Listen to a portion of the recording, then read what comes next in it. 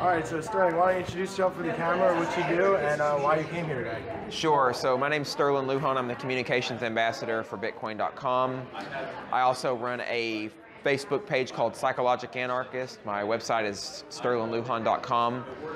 I spend most of my time traveling internationally to a multitude and variety of places to speak on topics like crypto-anarchism, the cryptocurrency revolution, this new paradigm shift, or the cultural renaissance that we're going through right now. So that's the majority of what I do right now.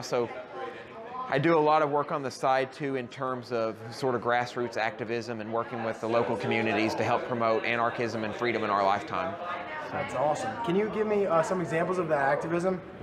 Yeah, sure. So there's a local place where I live out in Texas. It's an art gallery that one of my buddies runs. It's an art gallery plus he's a tattoo artist. Anyway, we have small get-togethers where we'll get some local people in the community who haven't heard of cryptocurrency, who haven't heard of anarchism, who may not be thinking about the consciousness revolution, and we'll get together and we'll have a discussion and we'll have debates and talk to these folks, and they'll come away like they had just maybe taken a little bit of MDMA. They'll have a little bit of enlightenment, and they'll come to terms with who they are right there in these. So this is some of like the social activism that I do to help wake people up. That's really awesome. Now you mentioned MDMA. I know there's a kind of a crazy story how you got into all this. Do you want to share details on that? Yeah. So back in 2009, I was deeply embedded in the rave scene out in West Texas. And a buddy of mine, we decided to go into business together because we have an entrepreneurial spirit. So we started selling MDMA and cocaine. And a really tragic story, he sold cocaine to an undercover narcotics officer, and they followed him back to my house. And the next day after that, they had a search warrant for my house. So the state police, the state marshals, and like 10 or 15 fully armed cops with riot gear kicked in my house, the door to my house, threw me on the ground. I was then arrested and charged with possession with intent to deliver, possession and also manufacturing and delivery. And then later on I got hit with a engaging in organized criminal activity charge in another county as a form of double jeopardy that the state can legally get away with. Luckily, I lived in a small town and the drugs didn't go out of the state, so it wasn't a federal charge. So I was able to hire a local small town attorney who was in cahoots with all of the district attorneys and all of the criminal justice system locally. So I ended up getting off relatively easily. I got 5 years deferred adjudication probation, and during the time when I waited a year to go to trial in 2009, and I started studying anarchism, specifically Anarcho-Capitalism. I read Murray Rothbard's book For a New Liberty. I read Ayn Rand's series of essays called Capitalism, the Unknown Ideal. And I read Larkin Rose's The Most Dangerous Superstition. And it made me realize that I hadn't done anything wrong. I was just engaging in market activity, making a trade, nothing only what people who haven't distinguished between morality and law, it's only something they would consider immoral. But making a trade and allowing people to alter their consciousness is not immoral. That's nonsense. So getting that understanding is what pushed me over the edge and made me start thinking about anarchism. But also I started hanging out on forums and online chat groups, and inevitably came into contact with cryptocurrency and Bitcoin. And that's how I learned about cryptocurrency, was through the anarchist communities, learned about crypto-anarchism, etc. And around that same time I started working for Bitcoin.com and Roger. Right when Bitcoin.com started, I was one of the first 20 people to start working for Bitcoin.com early on, besides some of our people with the mining pool, Jamie Redmond, and our COO, Mate. So that's how I got involved, and it's been a blast ever since. So now I just travel the world talking about freedom, speaking about these ideas, getting more people involved in helping change the world. What this technology is about, ultimately, on a fundamental level, is about freedom. It's about sovereignty of the individual, it's about autonomy, and it's about transforming society on a fundamental level. So the name of my presentation, hopefully it will come up pretty soon, is Crypto-Anarchism and the Future of Freedom. Now, before I get into where I think we're heading with this particular industry, I want to provide a personal insight that I had here recently. Who's familiar with the Anarchapulco conference in Acapulco, Mexico? Got one gentleman here? Yes. Two people, good. So there's a libertarian and anarcho-capitalist conference that takes place in Acapulco, Mexico, and it's becoming very large. It's very exciting. I spoke there last year. Now, I have a confession that I'm going to make to you today. At the Acapulco conference, it was a couple of days after I gave my talk, I took a pill called MDMA. We call it ecstasy. When I took this pill, and I have another confession, it was not the first time that I took said pill. And I was sitting in a restaurant in my hotel overlooking the beach. It was an absolutely breathtaking scene. And as I started to peek on the pill, I started to think about our industry. I started to think about the technology, where we're headed, and what we're doing. And I had this insight that we're building something grand, something majestic, and it reminded me of what it would be like to manufacture God.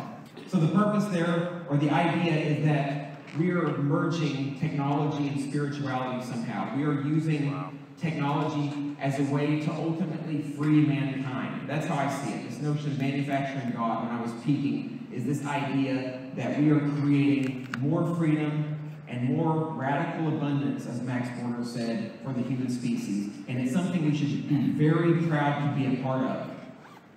That's amazing, man. Thanks, man. One of the most recent places you spoke at was in Anarchapulco in Mexico last year, right? Yep. Can you talk a little bit about that whole experience? Yeah, so this is the second time I spoke at Anarchapulco in Mexico. I consider myself good friends with Jeff Berwick, and Anarchapulco has become an amazing, life-changing conference. There's really nothing else like it in the world, where there's a conference with, I think last year it was 1,500 to 2,000 people, all with a lot of energy, everybody who understands the principles of anarchism, and they understand that anarchism doesn't mean Mad Max and the Thunderdome, it doesn't mean blood and guts, it doesn't mean Molotov cocktails, it just means people who don't want to be ruled by other people. It means we want to have freedom, peace, and harmony in our lifetime. So Anarchapulco is really the crucible of everything freedom-oriented, and I've had the pleasure to speak to 500 to 600 really enthusiastic anarchists, and it's been a great experience. Yeah, Mark Cassidy, he'll be speaking, I think. Hey, yeah, so I completely agree with MDMA. I think that's exactly how you described it. What are your thoughts as far as cannabis and similar? I use that a lot more frequently. Like right now, I don't know. I have similar effects, you know? Like everybody's different, you know what I mean? What are your thoughts on that? Yeah, cannabis is interesting. I've never been a personal fan of cannabis because I always have these massive anxiety attacks. And it's funny because I take all of these other compounds that are a lot more powerful, people would say, and LSD, etc. And I have a story I'll tell you off stage. It's a little too long to tell you about cannabis edibles. Those are the best! All I'm saying is that cannabis is, I think it works perfectly fine for some people to help escape the super, and people attested that. Just not a personal thing for me, though. Cool. Thanks, man. You're welcome. The place is amazing. The beaches are nice, too. I really recommend everybody give it a shot. It's life-altering in itself, and if you're not really an anarchist or don't think about freedom, go to Anarchapulco, and I promise you, you'll start thinking in terms of freedom. And it can get kind of wild, though, so prepare yourself. I'm pretty sure, yeah, last time I took MDMA on the beach and was overlooking the whole scene, and I had a lot of insights about the cryptocurrency ecosystem. Anyway, anybody can check out my work and look into that kind of stuff, so it's a lot of fun. Yeah, so on my website, it's sterlinlujan.com. I have all of my articles and written content. You can read about any of my material there, but I'll also give a hint about something that's coming. So I'm working on my first book. It's a collected works. It's almost finished. It's 117,000 words right now. It's called Dignity and Decency, Rhapsodic Musings of Modern Anarchists. It'll be out around January, so be prepared for that. Wow, that's really cool. So yes, this is an excellent thing. This fact that we're moving into the future with great expectations for cryptocurrency, and even though we're inundated with a bunch of nonsense and a bunch of scam coins, what we're building cannot be underestimated. What we've already built certainly can't be underestimated. So I just mentioned the term crypto-anarchism. I want to disabuse anybody if they have notions of what crypto-anarchism means or anarchism means that are not true. So who in here has these ideations of anarchism meaning some punk rocker with a pink mohawk and leotards who has a Molotov cocktail and he's about to toss it into grandmother's window at any moment. So that's not anarchism. Okay, so one guy. Anarchism actually just means without rulers. It means without government. It means without people trying to control us, trying to coerce us, trying to tell us how to live our lives. So you may be thinking, what does the cryptocurrency and blockchain community have to do with this? In the late 1990s, in the Bay Area in San Francisco, California, there was a group of rebels and developers and entrepreneurs known as the cypherpunks. These individuals had a mindset for using digital technologies to liberate mankind, for using technologies to get out from underneath the boot heel of the state. One of the ringleaders for this particular movement, his name was Timothy May. And Timothy May wrote a very important manifesto. And in this Crypto-Anarchist manifesto, he talked about using these technologies, using zero-proof knowledge systems, using various forms of encrypted protocols, using SHA-256, in order to escape the state. Now, what he did that's so important for us is he combined the anarchism that I'm talking about, this idea that we should be out from under rulers, and he combined it with digital technologies as an idea.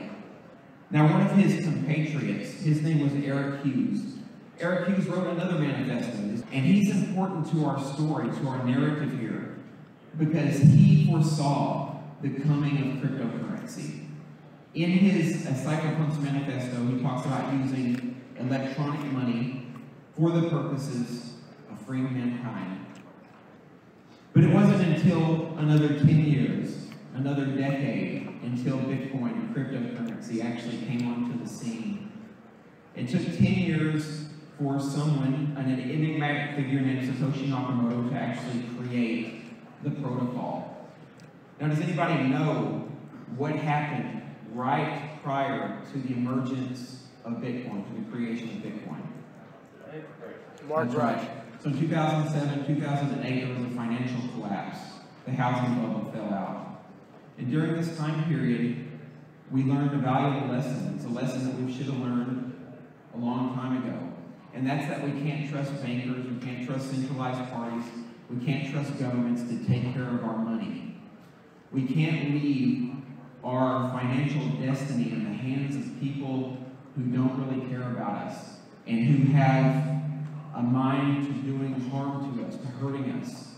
And so that is why it's no surprise that Bitcoin emerged right after this financial collapse occurred.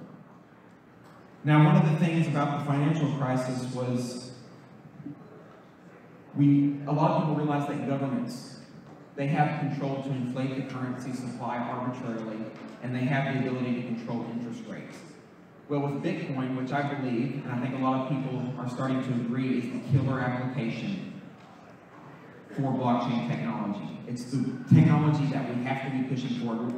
And because Bitcoin has created a situation where we don't have to worry about people arbitrarily printing money anymore. Now, as they say, code is law.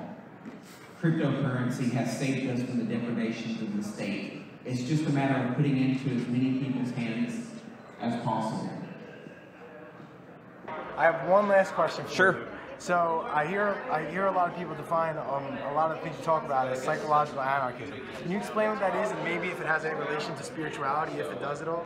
Yeah, I'm glad you asked that, because that's really an important part of what I do. It's so integral to what I do now. I just do it naturally as I move through the world. But relational anarchism is a philosophy I created with my psychological knowledge. The moniker I go by is Psychological Anarchism, or the Psychological Anarchist. But relational anarchism is the idea of using compassion, using our intersubjectivity, the connection that we have with each other, in order to empathize to create a freedom-oriented society.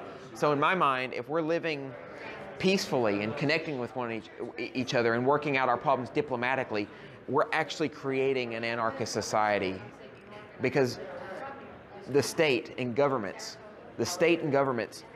are antithetical to everything compassion. Compassion and emotion is actually ablated from the body of humanity by governments. So if we're living compassionately, we're already creating the kind of societies that we want to live. So that's what my philosophy in psychological anarchism was all about using our relational attachments to create the communities that we want to build. Now, one of the things, there's a really good article you guys can read on this, and I enjoyed it quite a bit, by Fred Ursum, and this is on Medium, and he talked a lot about this idea of using blockchains and blockchains governance systems in order to help create this freer society. And one of the things that he actually talked about in this article that's really important, absolutely important, is this idea of futarchy. And I just want to talk about it briefly. Futarchy is a form of governance that we'll be able to leverage for society. So if you have 2 rules, 2 policies, or 2 procedures, people vote on those policies or procedures. They vote on a particular token for yes or for no, and that is what goes into effect.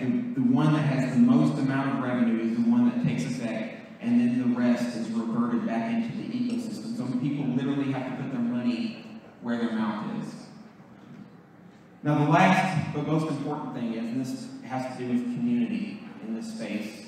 Of course, we've had a lot of hostility, a lot of nastiness, backbiting, and infighting.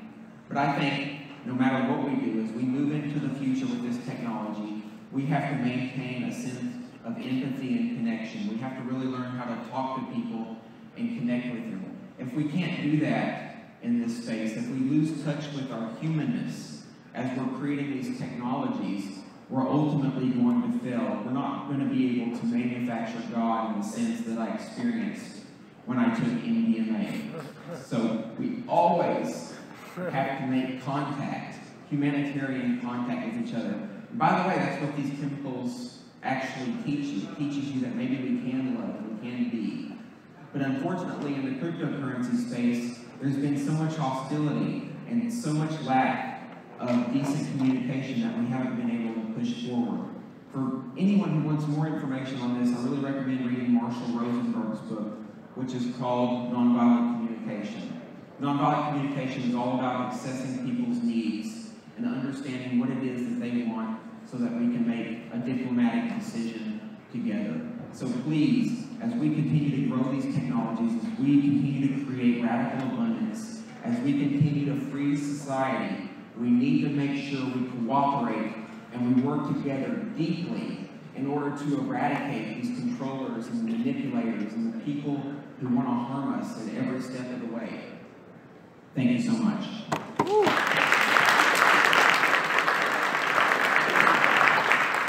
Well, that's beautiful. And if we can buy that for cryptocurrency, I don't think anyone can stop us, my man. Absolutely. I don't think anyone can. And you mentioned spirituality, so I just want to touch on this briefly. So I consider myself a rational mystic, as Max Borders put it. And so I think that spirituality is just dancing in the mystery of life. It's following your passions, chasing your dreams, and trying to create something, to build a legacy for you, for your family, and for the future of humanity. So in my mind, that is what spirituality is all about. It's about living to the fullest extent, about really loving, about living fiercely and passionately all the time, and really embracing life and trying to do everything that we can to enjoy every bit of it with as much freedom as possible. I couldn't agree more, Sterling. Thank you so much Yeah, man. for what has been the most enjoyable interview of the day. Thank you, Carmen. Appreciate you, man.